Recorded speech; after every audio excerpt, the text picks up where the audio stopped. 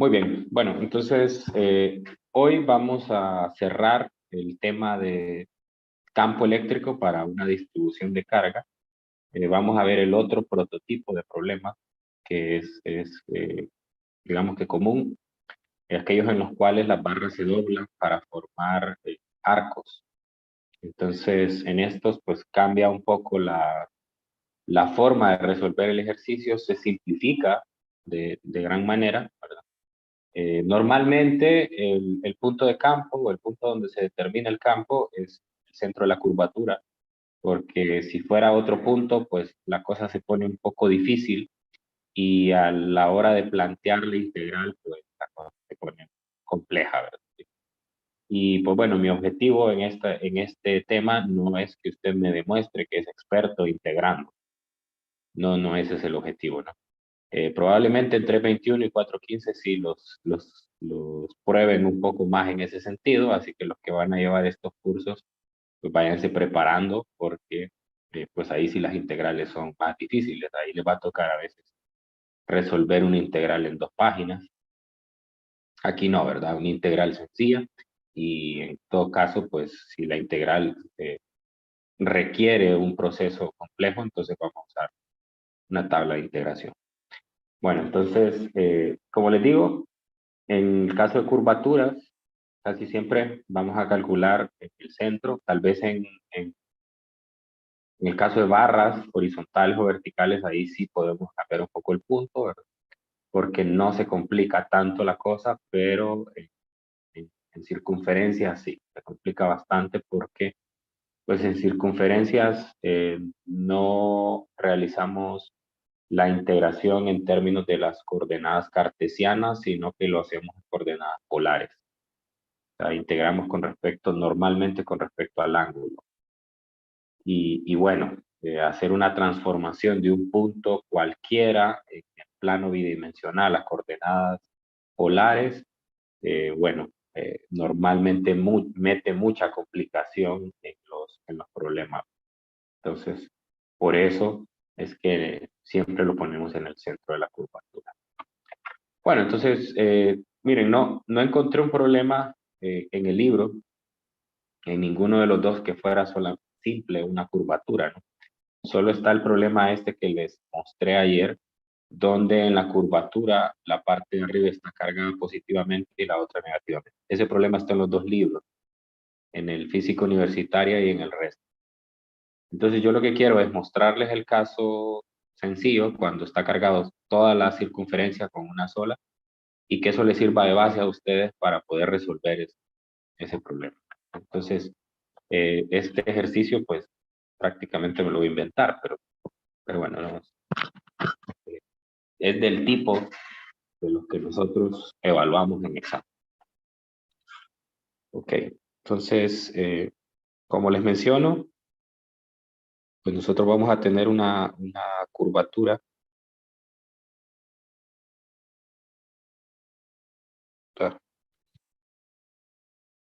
Ajá, tratar de que me quede lo más simétrico posible.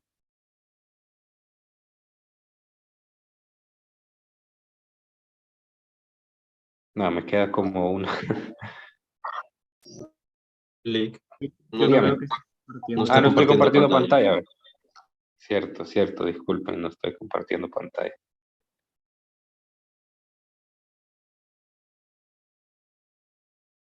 Ahora sí. Ok, vamos a hacer esto aquí. Ok, ahí está. Muy bien. Solo que la vamos a hacer un poco más grande. Muy bien, entonces, y la vamos a poner de otro color. Vamos a poner la roja para mostrar pues de que está cargada positivamente, ¿no? Y vamos a poner el centro de la curvatura, que es más o menos aquí. Punto P. Entonces, lo que yo ando buscando es calcular el campo en P. Eso es lo que yo quiero. Calcular el campo en P. Bueno, voy a proceder de manera similar que con el problema anterior, ¿no? El primer paso, si ustedes recuerdan, el primer paso pues era hacer o definir un diferencial de carga sobre la distribución, ¿no? Entonces, en este caso yo les mencionaba que ese diferencial hay que procurar que sea en una posición no especial, ¿no? Que no sea en un extremo, que no sea en un centro, para que no sintamos o prejuiciemos nuestras mediciones, ¿verdad? Entonces voy a colocar aquí un diferencial, por ejemplo, aquí. Este es un diferencial, voy a poner arriba, diferencial de carga positiva.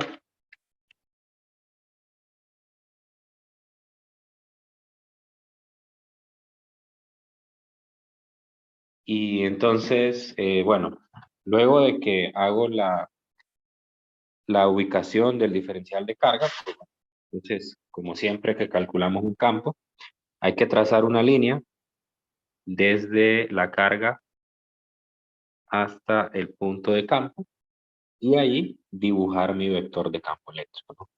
Como esta es una carga, como esta es una carga positiva, entonces el campo eléctrico sale de la carga y en el punto P, pues lo que tengo es un vector de campo como este. Entonces este va a ser mi diferencial de campo. Ok, ¿no? Entonces, otra cosa que puedo notar, voy a definir un sistema de referencia aquí, es que aquí voy a tener el eje X. Muchas gracias. Entonces, aquí tengo mi eje, bueno, no me quedó bien el punto, ¿verdad? Pero bueno, me quedó un poco fuera de donde debe ir. Ah, pero corrijámoslo porque hay que hacer bien las cosas. Ok, entonces, ahora está aquí y este es el vector, ¿no? Y este es mi punto P. Muy bien, entonces, en base a mi marco de referencia, yo voy a definir aquí un ángulo teta, ¿sí? Sin embargo, eh, por simplificar el ejercicio, o sea, este problema yo lo voy a resolver de la manera que yo considero la más eficiente posible. Esto basado en la experiencia y basado también en simplificaciones a la hora de integrar. Entonces, hay que tratar de poner atención en la técnica porque probablemente difiera un poco de cómo el libro de texto plantea los problemas. Entonces, lo natural sería que nosotros tomemos el ángulo así como lo acabo de poner ahí. Pero realmente en los ejercicios yo tengo la libertad de elegir un sistema de referencia. Entonces, en este caso, voy a romper un poquito la norma y voy a medir el ángulo hacia acá. Lo voy a medir desde el eje X negativo a favor de las manecillas de reloj. A favor de las manecillas de reloj. Entonces, obviamente, este valor para mí será un teta positivo, ¿no? O sea, estoy rompiendo un poquito, como les digo, la norma, porque estamos acostumbrados a que siempre medimos los ángulos en, en contra de las manecillas del reloj positivo y si lo hago a favor, entonces, pero eso solo es una convención por orden, no es algo que necesariamente deba de ser así. Bueno, un poco más adelante van a entender por qué lo hago y cómo me simplifica la solución del problema. Ok, ahora, en estos problemas, normalmente la clave para resolverlos aquí la clave es la simetría. Una de las ventajas que presentan estos sistemas de circunferencias es que las circunferencias son simétricas. Recuerden, por ejemplo, cuando en cálculo ustedes tenían una circunferencia y querían calcular, por ejemplo, una integral, el área bajo la curva. Entonces decía usted, bueno, si quiero calcular el área, la integral completa, si yo la puedo separar en 4 partes. O si era la mitad, pues la puedo separar en 2 partes. Y usando la simetría, entonces, con que usted calculara una de esas partes iguales, luego la multiplica por el número de partes iguales que hay. Y entonces eso le permite hacer el problema más sencillo. Entonces, yo voy a hacer uso de esa simetría a la hora de resolver este problema. Entonces, ¿cómo hago uso de esa simetría? Bueno, planteo otro diferencial de carga en el extremo opuesto, exactamente en el extremo opuesto de donde puse el primer diferencial de carga. Fíjese en eso. Exactamente en el extremo opuesto. De manera que a la hora de plantear el campo, aquí me va a salir otro vector de campo debido al otro diferencial. Llamémosle a este 2 por el cuadrante en el cual está ubicado y a este 3 por el cuadrante en el que está ubicado. Entonces, si se fijan, el diferencial de carga del segundo cuadrante es simétricamente idéntico al del tercer cuadrante. De manera entonces que yo puedo definir un ángulo similar a como lo hice con el otro. Entonces este sería un ángulo teta, pero este sería negativo. Este sería negativo. ¿Por qué? Porque este lo estoy midiendo a favor de las manecillas del reloj, contrario al otro, ¿verdad? O sea, no podría decir que un ángulo en una dirección horaria es positivo y que en la dirección anterior también es positivo. Eso sí ya sería eh, incorrecto, ¿verdad? Entonces estoy planteando dos diferenciales de carga. Bueno, ahora, ¿por qué hacer eso? ¿Por qué hacer eso? Bueno, porque nosotros podemos separar el problema en 2 cuadrantes. Y puedo decir yo, por lo tanto, que el campo eléctrico total va a ser igual a la suma de la contribución de los diferenciales de carga que están en el segundo cuadrante, más los diferenciales de carga que están en el tercer cuadrante. Y lo hago de esa manera también porque el problema que les mostré ayer, donde en un cuadrante está cargado de forma positiva y en el otro de forma negativa, es esa la técnica que ustedes tienen que utilizar. Tienen que separarlo, no lo pueden tratar de forma igual porque en un lado el vector va en una dirección y en el otro va en otra dirección. Bueno, entonces, ahora que tengo esto, lo que tengo que notar es que en el segundo cuadrante, el ángulo teta va desde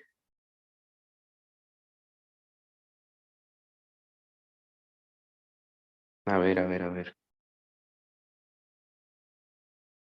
Va desde 0 hasta pi medios.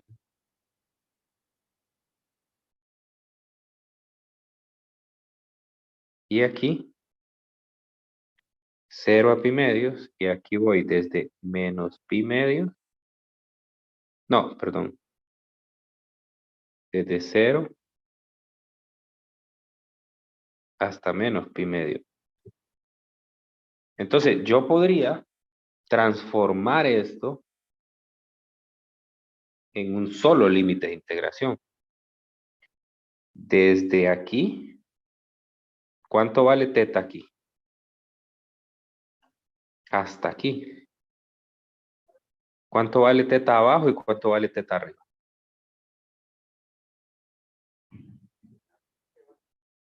A ver si van captándome la idea.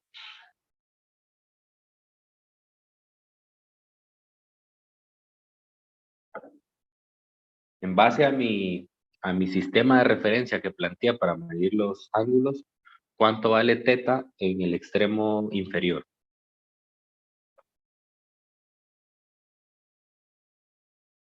Menos pi. Medios. 3 pi ¿Cuánto? medio. A ver, repitan.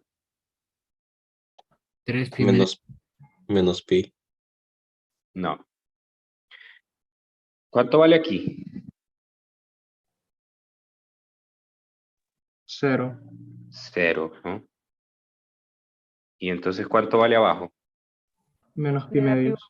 Menos pi medios, correcto. ¿Y arriba? Pi medios. Pi medios, ¿verdad? Entonces, todo esto se me va a transformar en un solo límite de integración para un ángulo, porque no puedo, a la hora de hacer una integral, no puedo distinguir entre dos ángulos, ¿verdad? Porque me va a quedar más complicado el problema. Entonces, esto viene desde menos pi medios hasta pi medios. Ok, ahora, ¿qué ventaja me presenta tener límites de integración como estos? Bueno, hago un paréntesis aquí.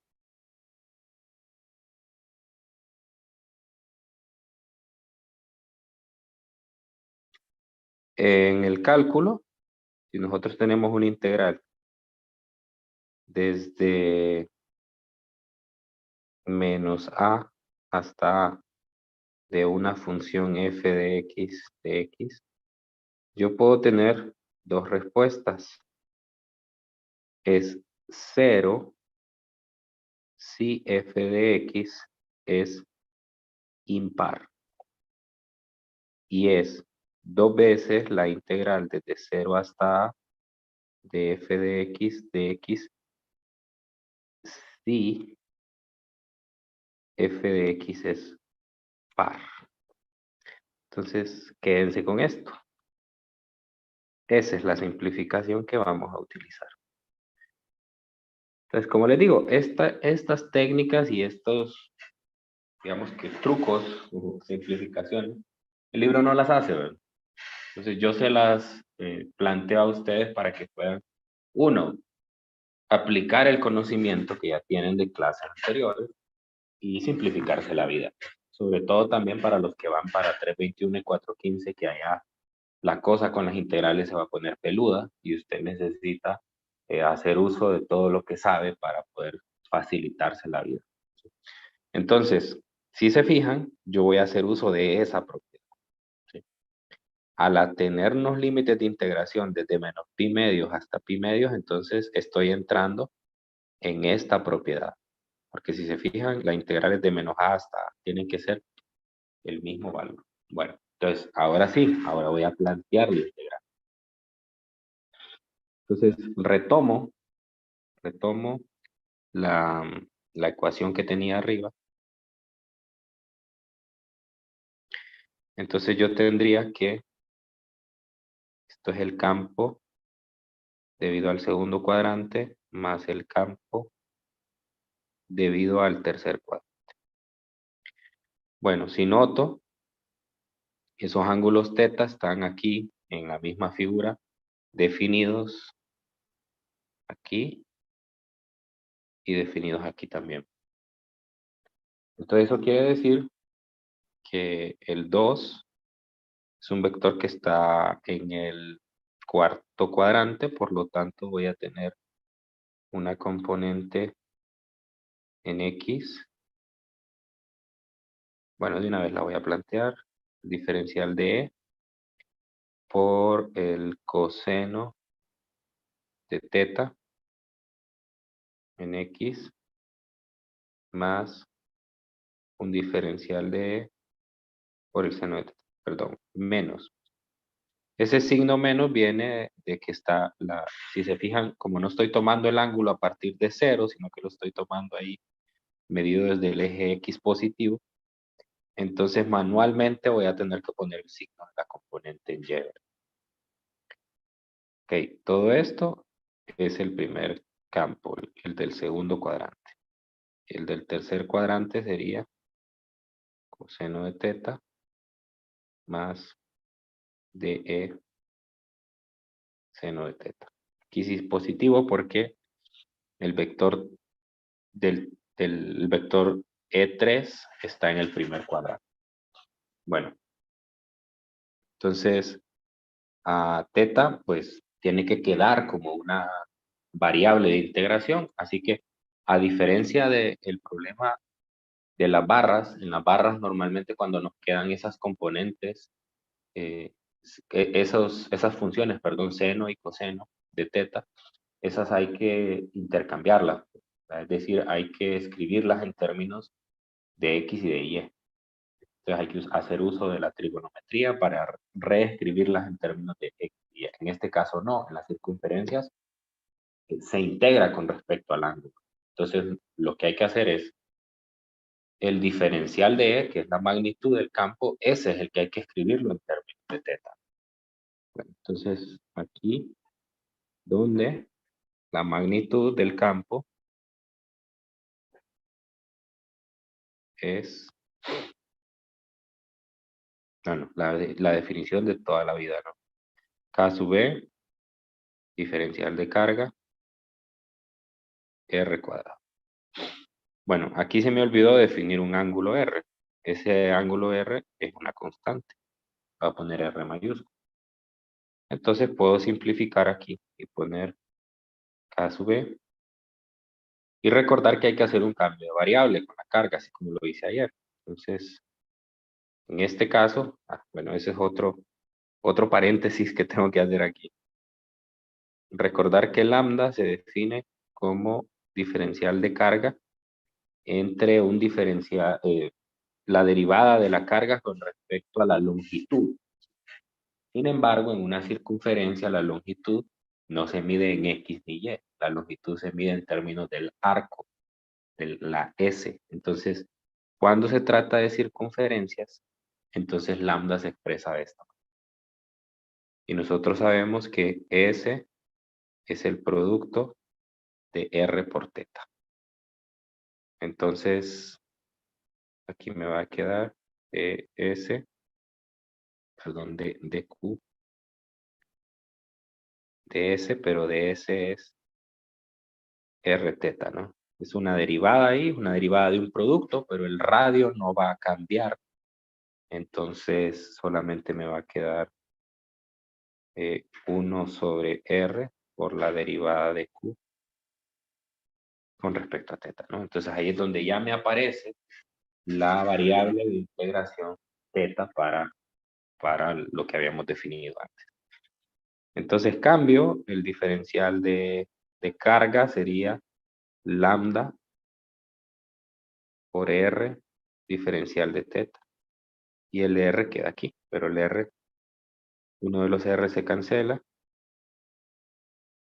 Y finalmente me queda esto, lambda de teta entre R. Ahora vea una cosa. Ese diferencial de campo es el mismo para las 4 componentes. Las 4 componentes tienen el mismo, ¿no? Aquí está. ¿Por qué tienen la misma magnitud del campo? Porque el diferencial que yo tomé es idéntico. O sea, está a la misma distancia angular de mi referencia y tiene el mismo valor de carga. Entonces, por lo tanto, todas esas magnitudes del campo que están encerradas ahí son iguales. Eso quiere decir, por lo tanto, que esta componente se va a cancelar con esta componente porque son iguales. Y que las componentes en X se suman. Entonces, por lo tanto, el campo solamente me va a quedar así. Me va a quedar 2 veces el diferencial de E por el coseno de teta en la dirección de X. Así nada más. Ahora, si sustituyo, entonces eso me quedaría 2 veces la constante eléctrica por lambda por el coseno de teta, diferencial de teta, entre R en X. Y ahí ya estoy listo para integrar. ¿Sí? Antes de hacer esa integración, voy a justificar un poco lo que sucedió. Vamos a hacer por aquí en este espacio. Si usted se fija, yo tengo dos vectores. Un vector que viene acá y otro vector que viene acá. Este es de E3 y este es de E2. Entonces los vectores son idénticos. Eso quiere decir que si usted descompone esto en un vector en X y un vector en Y, estas dos componentes, las componentes de Y, se anulan, ¿no? Porque van en la dirección opuesta y son iguales. Y las componentes en X se suman y hacen el doble porque van en la misma dirección y son iguales. Entonces eso se ve reflejado aquí. Entonces, ahí es donde está el secreto, digamos, de el uso de la simetría. Entonces, probablemente en forma conceptual puede ser representar un mayor reto, pero matemáticamente va a quedar mucho más simple que todo lo que hicimos ayer. Aquí no hay que hacer cambios de variables, no hay que hacer, porque en las barras, bueno, si yo les pidiera que ustedes resolvieran las integrales, sería un problema complejo, porque en las barras a veces las integrales quedan para resolver por una sustitución trigonométrica. Son mucho más complejas que aquí. Entonces acá, si yo integro,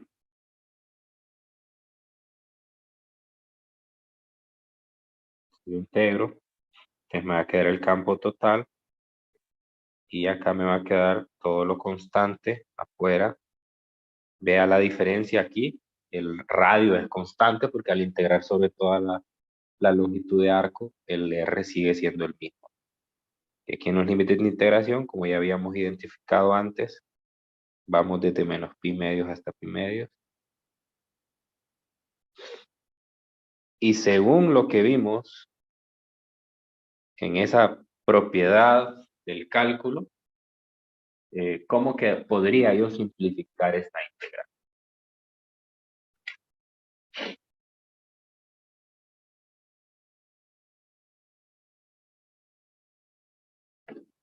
Esa función, la función que voy a integrar es una función par o una función impar. Es par. Es par, ¿verdad? De 2 Par, y de 0 a pi medio. correcto. Entonces me quedaría 4 veces la constante eléctrica por lambda sobre R desde 0 hasta pi medios coseno. Ok.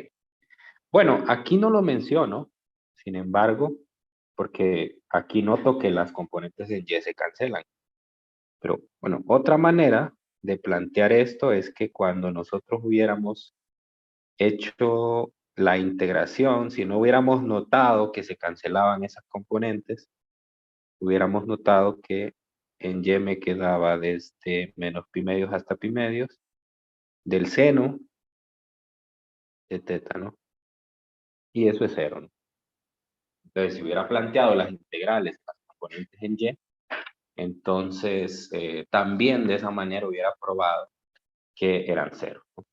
Pero, como les digo, les estoy ahorrando ese tiempo al usar la simetría como un recurso para ahorrar tiempo y simplificar la solución del problema.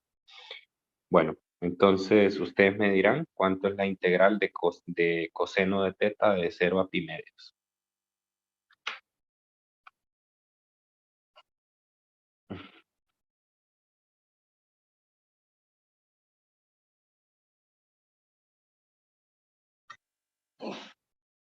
Voy a ir haciéndola por aquí aparte.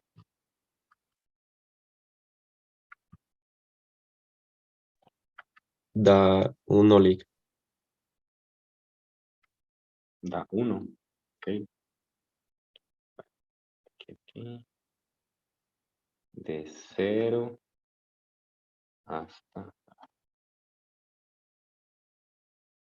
X de 0 hasta pi medios. A ver. Correcto, da 1, ¿verdad? Da 1. Entonces, toda esta integral me da igual a 1. Por lo tanto, todo el campo eléctrico sería 4 veces la constante por lambda sobre R en X. Lo único que me hace falta es devolver, siempre recuerden que hay que devolver a las variables originales, ¿no? Entonces, si lambda no es un dato del problema, entonces no se puede dejar en términos de lambda. En este caso, como yo me inventé el problema, entonces yo le voy a poner que la carga es Q mayúscula. Q mayúscula. Bueno, entonces yo les pregunto, ¿cómo está definido lambda entonces? ¿Cómo está definido lambda? Recuerde que es una distribución uniforme, entonces, además de escribir esto, se puede escribir como los totales, ¿no? Y sabemos que la carga total es igual a Q. ¿Y la longitud total cuánto es? ¿Cuánto es la longitud total de la distribución?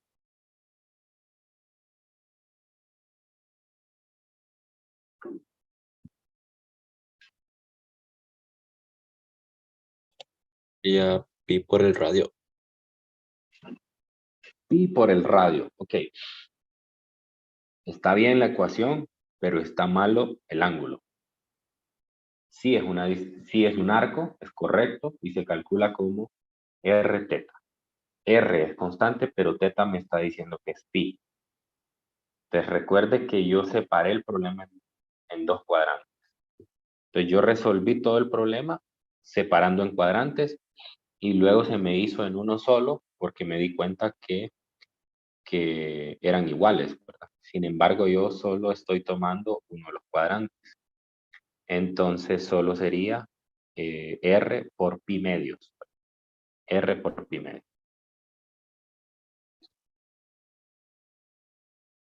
Entonces sería R por pi medios. Entonces sería 2Q sobre pi R. Entonces finalmente el campo sería 4 veces K sub B. Bueno, sería 8 aquí realmente. 8K sub B Q sobre pi R cuadrado. Esta sí sería la respuesta final.